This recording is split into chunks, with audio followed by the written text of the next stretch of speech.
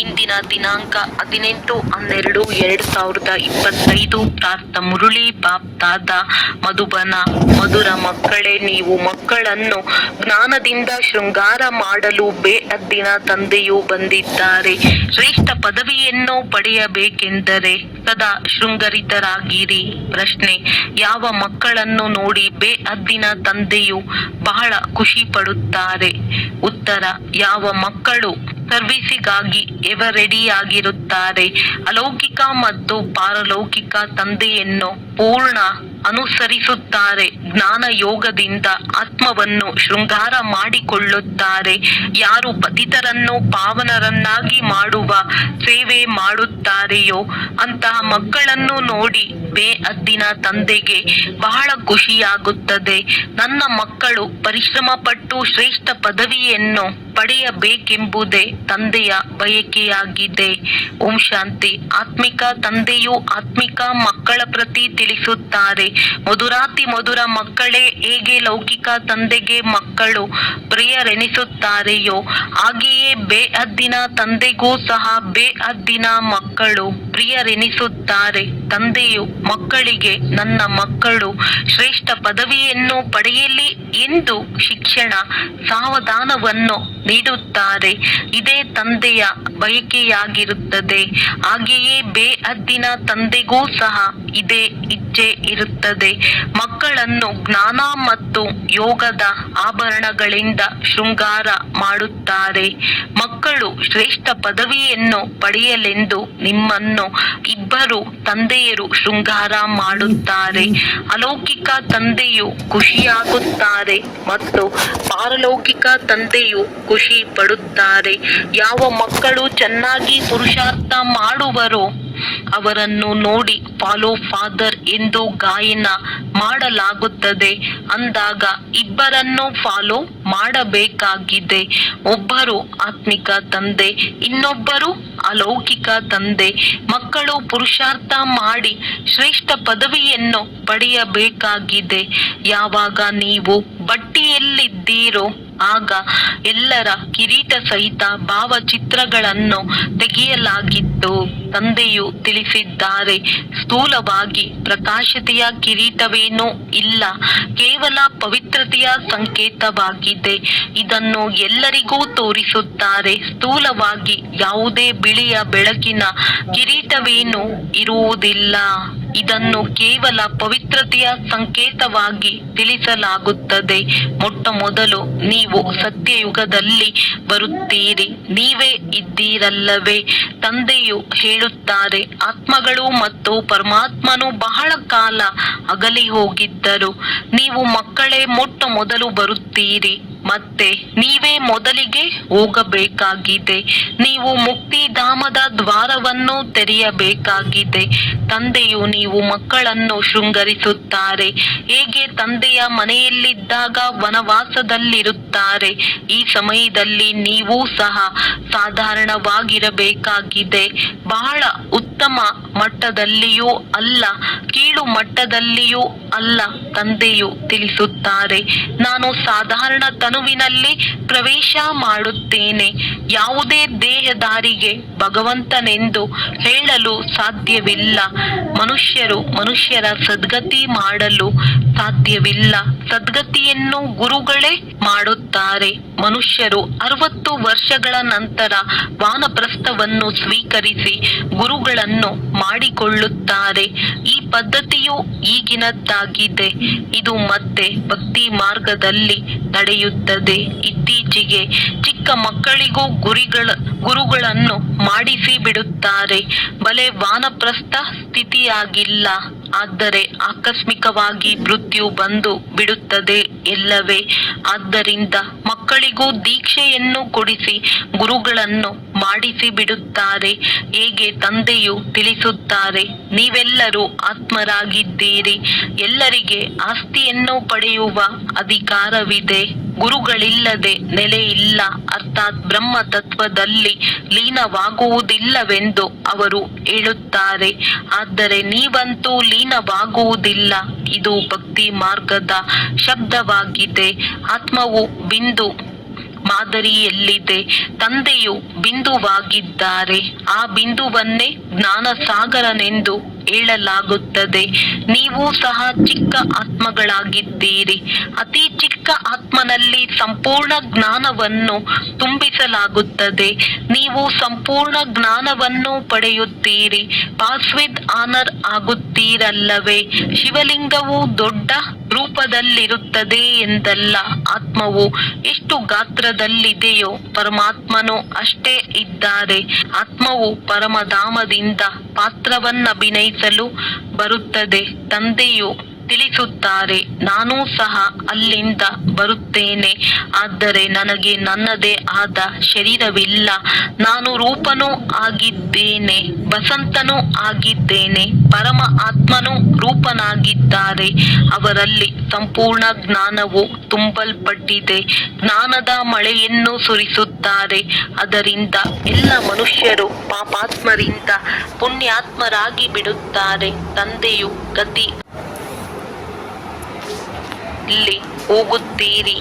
ಉಳಿದೆಲ್ಲರೂ ಗತಿಯಲ್ಲಿ ಅರ್ಥಾತ್ ತಮ್ಮ ಮನೆಗೆ ಹೋಗುತ್ತಾರೆ.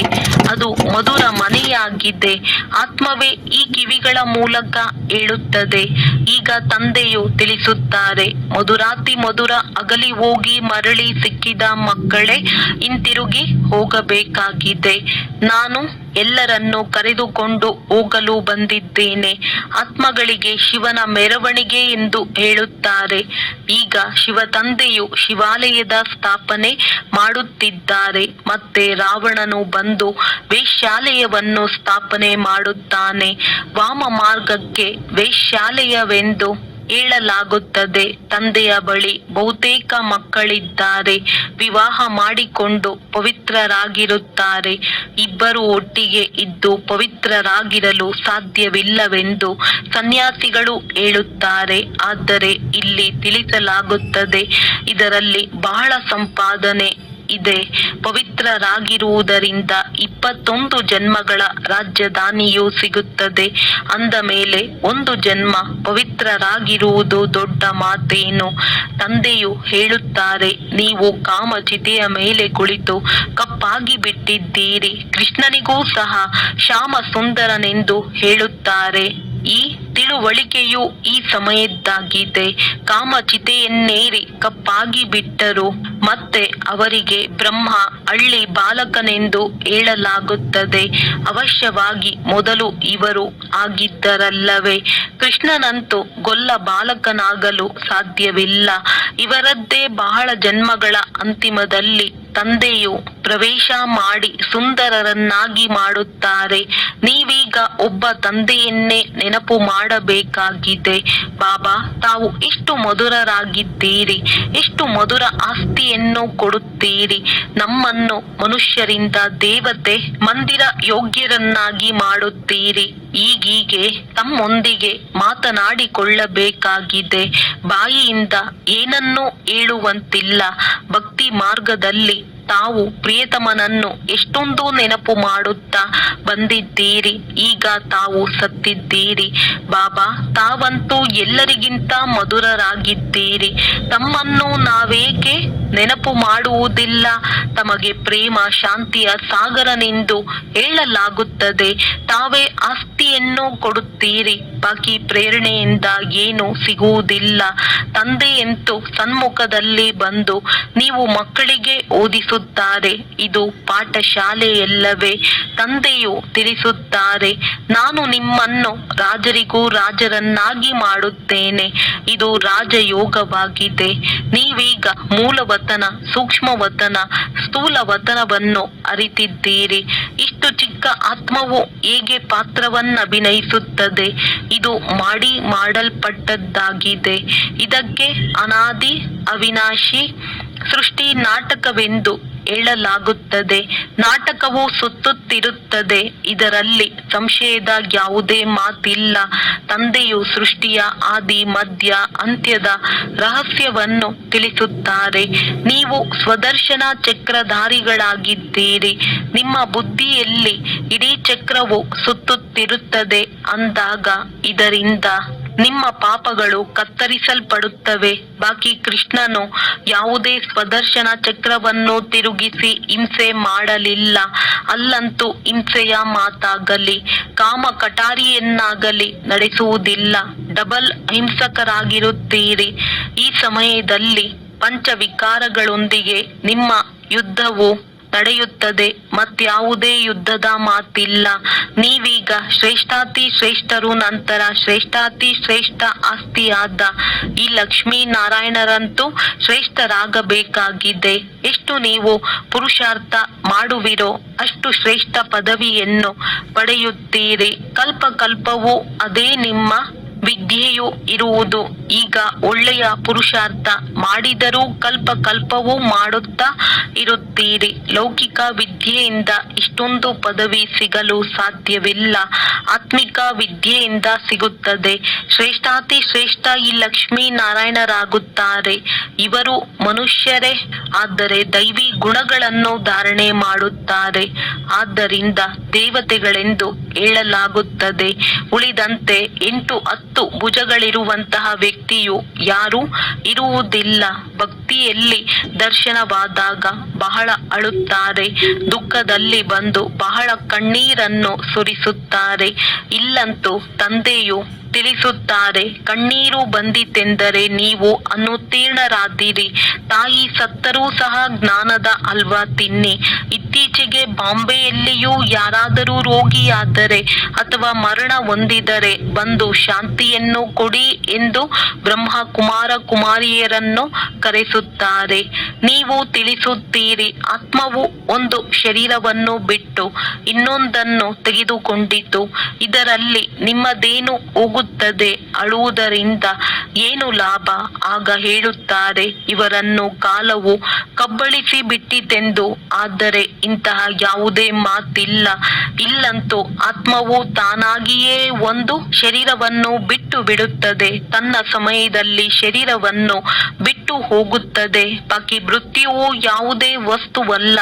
ಸತ್ಯಯುಗದಲ್ಲಿ ಗರ್ಭ ಮೆಹಲ್ ಇರುತ್ತದೆ. ಶಿಕ್ಷೆಯ ಮಾತೇ ಇರುವುದಿಲ್ಲ. ಅಲ್ಲಿ ನಿಮ್ಮ ಕರ್ಮಗಳು ಅಕರ್ಮವಾಗುತ್ತದೆ. ವಿಕರ್ಮವಾಗಲು ಅಲ್ಲಿ ಮಾಯೆಯೇ ಇರುವುದಿಲ್ಲ. ನೀವು ವಿಕರ್ಮಾಜೀತರಾಗುತ್ತೀರಿ. ಮೊಟ್ಟ ಮೊದಲು ವಿಕರ್ಮಾಜೀತ್ ಸಂವತ್ಸರ ನಡೆಯುತ್ತದೆ. ನಂತರ ಭಕ್ತಿ ಮಾರ್ಗವು ಆರಂಭವಾದಾಗ ರಾಜ ವಿಕರ್ಮ ಸಂವತ್ಸರವು ಆರಂಭವಾಗುತ್ತದೆ. ಈ ಸಮಯದಲ್ಲಿ ಯಾವ ವಿಕರ್ಮಗಳನ್ನು ಮಾಡಿದ್ದೀರೋ ಅದರ ಮೇಲೆ ಜಯ ಗಳಿಸುತ್ತೀರಿ. ಆದ್ದರಿಂದ ವಿಕರ್ಮಾಜೀತರೆಂದು ಹೆಸರಿಡಲಾಗುತ್ತದೆ. ನಂತರ ದ್ವಾಪರದಲ್ಲಿ ವಿಕರ್ಮಿ ರಾಜರಾಗಿ ಬಿಡುತ್ತಾರೆ. ವಿಕರ್ಮ ಮಾಡುತ್ತಿರುತ್ತಾರೆ. ಸೂಜಿಯ ಮೇಲೆ ಒಂದು ವೇಳೆ ತುಕ್ಕು ಹಿಡಿದಿದ್ದರೆ ಅದನ್ನು ಅಯಸ್ಕಾಂತವು ಆಕರ್ಷಿಸುವುದಿಲ್ಲ. ಎಷ್ಟು ಪಾಪಗಳ ತುಕ್ಕು ಇಳಿಯುತ್ತಾ ಹೋಗುವುದೋ ಅಷ್ಟು ಅಯಸ್ಕಾಂತವು ಸೆಳೆಯುವುದು. ತಂದೆಯಂತೂ ಸಂಪೂರ್ಣ ಪವಿತ್ರರಾಗಿದ್ದಾರೆ. ನಿಮ್ಮನ್ನು ಯೋಗ ಬಲದಿಂದ ಪವಿತ್ರರನ್ನಾಗಿ ಮಾಡುತ್ತಾರೆ. ಹೇಗೆ ಲೌಕಿಕ ತಂದೆಯೂ ಸಹ ಮಕ್ಕಳನ್ನು ನೋಡಿ ಖುಷಿ ಪಡುತ್ತಾರಲ್ಲವೇ, ಹಾಗೆಯೇ ಬೇಹದ್ದಿನ ತಂದೆಯೂ ಸಹ ಮಕ್ಕಳ ಸೇವೆಯನ್ನು ನೋಡಿ ಬಹಳ ಖುಷಿ ಪಡುತ್ತಾರೆ. ಮಕ್ಕಳು ಬಹಳ ಪರಿಶ್ರಮವನ್ನು ಪಡುತ್ತಿದ್ದೀರಿ. ಸರ್ವೀಸಿನಲ್ಲಿ ಮಕ್ಕಳು ಸದಾ ಎವರೆಡಿ ಆಗಿರಬೇಕು. ನೀವು ಮಕ್ಕಳು ಪತಿತರನ್ನು ಪಾವನ ಮಾಡುವಂತಹ ಈಶ್ವರಿಯ ಮೆಷಿನ್ ಆಗಿದ್ದೀರಿ. ನೀವೀಗ ಈಶ್ವರಿಯ ಸಂತಾನರಾಗಿದ್ದೀರಿ. ಬೇಹದ್ದಿನ ತಂದೆಯಾಗಿದ್ದಾರೆ ಮತ್ತು ನೀವೆಲ್ಲರೂ ಸಹೋದರ ಸಹೋದರಿಯರಾಗಿದ್ದೀರಿ. ಮತ್ಯಾವುದೇ ಸಂಬಂಧವಿಲ್ಲ. ಮುಕ್ತಿಧಾಮದಲ್ಲಂತೂ ತಂದೆ ಮತ್ತು ನೀವಾತ್ಮರು ಸಹೋದರ ಸಹೋದರರಿರುತ್ತೀರಿ. ನಂತರ ನೀವು ಸತ್ಯಯುಗದಲ್ಲಿ ಹೋದಾಗ ಅಲ್ಲಿ ಒಬ್ಬ ಮಗ ಮತ್ತು ಒಬ್ಬ ಮಗಳು ಅಷ್ಟೇ. ಆದರೆ ಇಲ್ಲಿ ನೋಡಿ ಬಹಳ ಸಂಬಂಧಗಳಾಗುತ್ತವೆ. ಚಿಕ್ಕಪ್ಪ, ದೊಡ್ಡಪ್ಪ, ಮಾವ ಇತ್ಯಾದಿ. ಮೂಲ ವತನವು ಮಧುರ ಮನೆ ಮುಕ್ತಿಧಾಮವಾಗಿದೆ. ಅದಕ್ಕಾಗಿ ಮನುಷ್ಯರು ಎಷ್ಟೊಂದು ಯಜ್ಞ ತಪ ಇತ್ಯಾದಿಗಳನ್ನು ಮಾಡುತ್ತಾರೆ. ಆದರೆ ಯಾರು ಹಿಂತಿರುಗಿ ಹೋಗಲು ಸಾಧ್ಯವಿಲ್ಲ. ಸುಳ್ಳು ಹೇಳುತ್ತಿರುತ್ತಾರೆ. ಸರ್ವರ ಸದ್ಗತಿದಾತನು ಒಬ್ಬರೇ ತಂದೆಯಾಗಿದ್ದಾರೆ, ಅನ್ಯ ಯಾರೂ ಇಲ್ಲ. ಈಗ ನೀವು ಸಂಗಮ ಯುಗದಲ್ಲಿದ್ದೀರಿ. ಇಲ್ಲಿ ಅನೇಕ ಮನುಷ್ಯರಿದ್ದಾರೆ. ಸತ್ಯಯುಗದಲ್ಲಿ ಬಹಳ ಕೆಲವರೇ ಇರುತ್ತಾರೆ. ಸ್ಥಾಪನೆಯ ನಂತರ ಹಳೆಯದರ ವಿನಾಶವಾಗುತ್ತದೆ. ಈಗ ಅನೇಕ ಧರ್ಮಗಳಿರುವ ಕಾರಣ ಎಷ್ಟೊಂದು ಹೊಡೆದಾಟವಿದೆ. ನೀವು 100% ಸಾಹುಕಾರರಾಗಿದ್ದೀರಿ. ಮತ್ತೆ 84 ಜನ್ಮಗಳ ನಂತರ 100% ಬಡವರಾಗಿ ಬಿಟ್ಟಿದ್ದೀರಿ. ತಂದೆಯು ಬಂದು ಎಲ್ಲರನ್ನು ಜಾಗೃತಗೊಳಿಸುತ್ತಾರೆ. ಮಕ್ಕಳೇ, ಎದ್ದೇಳಿ, ಈಗ ಸತ್ಯಯುಗವು ಬರುತ್ತಿದೆ. ಸತ್ಯ ತಂದೆಯೇ ನಿಮಗೆ 21 ಜನ್ಮಗಳ ಆಸ್ತಿಯನ್ನು ಕೊಡುತ್ತಾರೆ. ಭಾರತವೇ ಸತ್ಯಖಂಡವಾಗುತ್ತದೆ. ತಂದೆಯು ಭಾರತವನ್ನು ಸತ್ಯಖಂಡವನ್ನಾಗಿ ಮಾಡುತ್ತಾರೆ. ಅಸತ್ಯ ಖಂಡವನ್ನಾಗಿ ಯಾರು ಮಾಡುತ್ತಾರೆ? ಪಂಚವಿಕಾರಗಳೆಂಬ ರಾವಣನ ಎಷ್ಟೊಂದು ಪ್ರತಿಮೆಯನ್ನು ಮಾಡುತ್ತಾರೆ, ಮತ್ತೆ ಅದನ್ನು ಸುಡುತ್ತಾರೆ. ಏಕೆಂದರೆ ಇವನು ನಂಬರ್ 1 ಶತ್ರುವಾಗಿದ್ದಾನೆ. ಯಾವಾಗಿನಿಂದ ರಾವಣ ರಾಜ್ಯವಾಗಿದೆ ಎಂಬುದು ಮನುಷ್ಯರಿಗೆ ತಿಳಿದೇ ಇಲ್ಲ. ತಂದೆಯು ತಿಳಿಸುತ್ತಾರೆ, ಅರ್ಧಕಲ್ಪ ರಾಮರಾಜ್ಯ, ಅರ್ಧಕಲ್ಪ ರಾವಣ ರಾಜ್ಯವಿರುತ್ತದೆ. ಆದರೆ ರಾವಣನು ಸಾಯಿಸಲು ಅವನೇನೂ ಒಬ್ಬ ಮನುಷ್ಯನಲ್ಲ. ಈ ಸಮಯದಲ್ಲಿ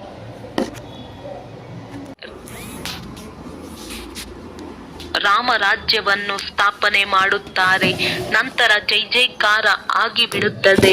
ಅಲ್ಲಿ ಸದಾ ಖುಷಿ ಇರುತ್ತದೆ. ಅದು ಸುಖಧಾಮವಾಗಿದೆ. ಈಗ ಈ ಸಮಯಕ್ಕೆ ಪುರುಷೋತ್ತಮ ಸಂಗಮ ಯುಗವೆಂದು ಹೇಳಲಾಗುತ್ತದೆ. ತಂದೆ ತಿಳಿಸುತ್ತಾರೆ, ನೀವು ಈ ಪುರುಷಾರ್ಥದಿಂದ ಈ ರೀತಿಯಾಗುವವರಿದ್ದೀರಿ. ನಿಮ್ಮ ಚಿತ್ರಗಳನ್ನು ಮಾಡಿಸಲಾಗಿತ್ತು. ಆದರೆ ಅನೇಕರು ಬಂದರು. ಸ್ವಲ್ಪ ದಿನಗಳು ನಡೆದು ಹೊರಟು ಹೋದರು. ತಂದೆಯು ಬಂದು ನೀವು ಮಕ್ಕಳಿಗೂ ಬಹಳ ಪ್ರೀತಿಯಿಂದ ತಿಳಿಸುತ್ತಾರೆ.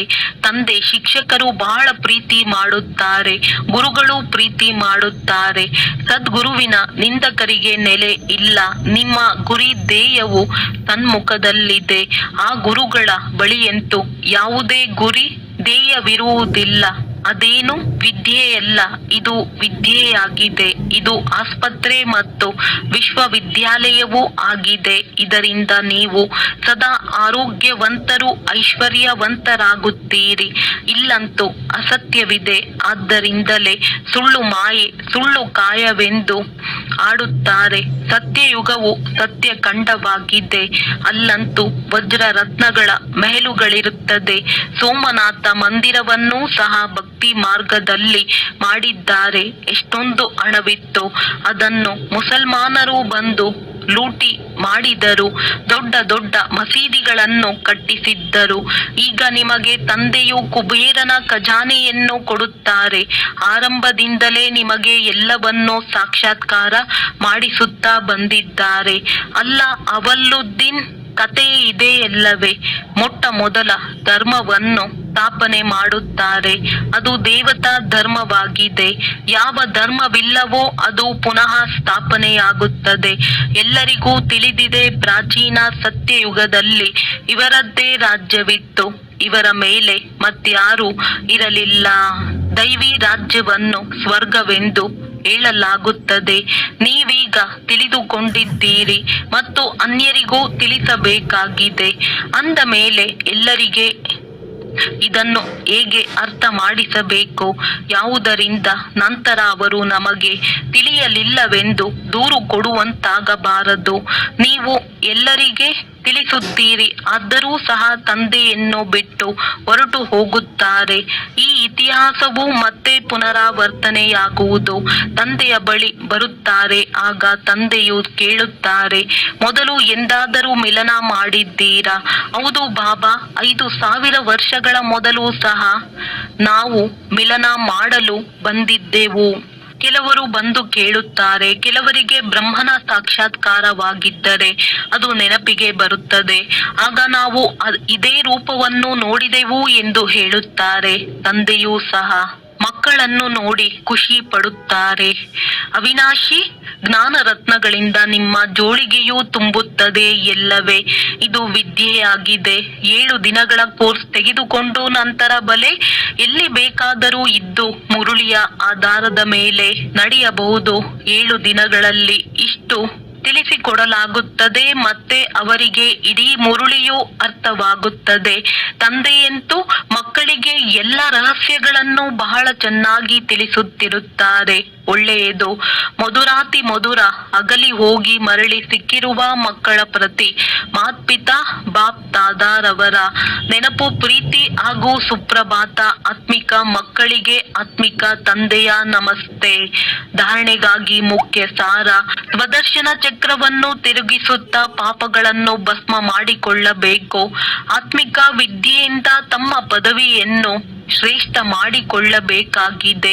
ಯಾವುದೇ ಪರಿಸ್ಥಿತಿಯಲ್ಲಿ ಕಣ್ಣೀರು ಹಾಕಬಾರದು. ಇದು ವಾನಪ್ರಸ್ಥ ಸ್ಥಿತಿಯಲ್ಲಿರುವ ಸಮಯವಾಗಿದೆ. ಆದ್ದರಿಂದ ವನವಾಸದಲ್ಲಿ ಬಹಳ ಸಾಧಾರಣ ಆಗಿರಬೇಕಾಗಿದೆ. ಬಹಳ ಮೇಲ್ಮಟ್ಟವೂ ಅಲ್ಲ, ಕೆಳಮಟ್ಟವೂ ಅಲ್ಲ. ಹಿಂತಿರುಗಿ ಹೋಗುವುದಕ್ಕಾಗಿ ಆತ್ಮವನ್ನು ಸಂಪೂರ್ಣ ಪಾವನ ಮಾಡಿಕೊಳ್ಳಬೇಕಾಗಿದೆ. ವರದಾನ: ಸದಾ ಮೋಲ್ಡ್ ಆಗುವಂತಹ ವಿಶೇಷತೆಯಿಂದ ಸಂಪರ್ಕ ಮತ್ತು ಸೇವೆಯಲ್ಲಿ ಸಫಲರಾಗುವಂತಹ ಸಫಲತಾ ಮೂರ್ತಿ ಭವ. ಯಾವ ಮಕ್ಕಳಲ್ಲಿ ಸ್ವಯಂಗೆ ಮೋಲ್ಡ್ ಆಗುವಂತ ವಿಶೇಷತೆ ಇದೆ ಅವರು ಸಹಜವಾಗಿ ಗೋಲ್ಡನ್ ಏಜ್ ನ ಸ್ಟೇಜ್ ವರೆಗೆ ತಲುಪಲು ಸಾಧ್ಯ. ಎಂತಹ ಸಮಯ, ಎಂತಹ ವಾತಾವರಣವೋ ಅದರ ಪ್ರಮಾಣ ತನ್ನ ಧಾರಣೆಗಳನ್ನು ಪ್ರತ್ಯಕ್ಷ ಮಾಡಲು ಮೋಲ್ಡ್ ಆಗಬೇಕಾಗುತ್ತದೆ. ಮೋಲ್ಡ್ ಆಗುವವರೇ ರಿಯಲ್ ಗೋಲ್ಡ್ ಆಗಿದ್ದಾರೆ.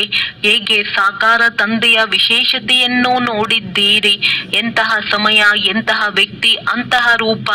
ಈ ರೀತಿ ಫಾಲೋ ಫಾದರ್ ಮಾಡಿ ಆಗ ಸೇವೆ ಮತ್ತು ಸಂಪರ್ಕ ಎಲ್ಲದರಲ್ಲಿಯೂ ಸಹಜವಾಗಿ ಸಫಲತಾ ಮೂರ್ತಿಗಳಾಗುವಿರಿ. ಸ್ಲೋಗನ್: ಎಲ್ಲಿ ಸರ್ವ ಶಕ್ತಿಗಳಿರುವುದೋ ಅಲ್ಲಿ ನಿರ್ವಿಘ್ನ ಸಫಲತೆ ಜೊತೆಯಲ್ಲಿರುತ್ತದೆ. ಅವ್ಯಕ್ತ ಸೂಚನೆ: ಈಗ ಸಂಪನ್ನ ಅಥವಾ ಕರ್ಮಾತೀತರಾಗುವುದರಲ್ಲಿ ತತ್ಪರರಾಗಿರಿ. ಹೇಗೆ ಸಾಕಾರದಲ್ಲಿ ಬರುವುದು ಹೋಗುವುದು ಸಹಜ ಅಭ್ಯಾಸ ಆಗಿಬಿಟ್ಟಿದೆ, ಹಾಗೆಯೇ ಆತ್ಮಕ್ಕೆ ತಮ್ಮ ಕರ್ಮಾತೀತ ಅವಸ್ಥೆಯಲ್ಲಿರುವ ಅಭ್ಯಾಸವಿರಲಿ. ಈಗೀಗ ಕರ್ಮಯೋಗಿಯಾಗಿ ಕರ್ಮದಲ್ಲಿ ಬರುವುದು, ಕರ್ಮ ಸಮಾಪ್ತಿಯಾಯಿತು ನಂತರ ಕರ್ಮಾತೀತ ಅವಸ್ಥೆಯಲ್ಲಿರುವುದು, ಇದರ ಅನುಭವ ಸಹಜವಾಗುತ್ತಾ ಹೋಗಲಿ. ಸದಾ ಲಕ್ಷ್ಯವಿರಲಿ ಕರ್ಮಾತೀತ ಅವಸ್ಥೆಯಲ್ಲಿರಬೇಕು.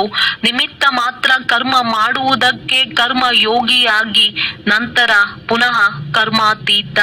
ಒಳ್ಳೆಯದು. ಓಂ ಶಾಂತಿ. ಓಂ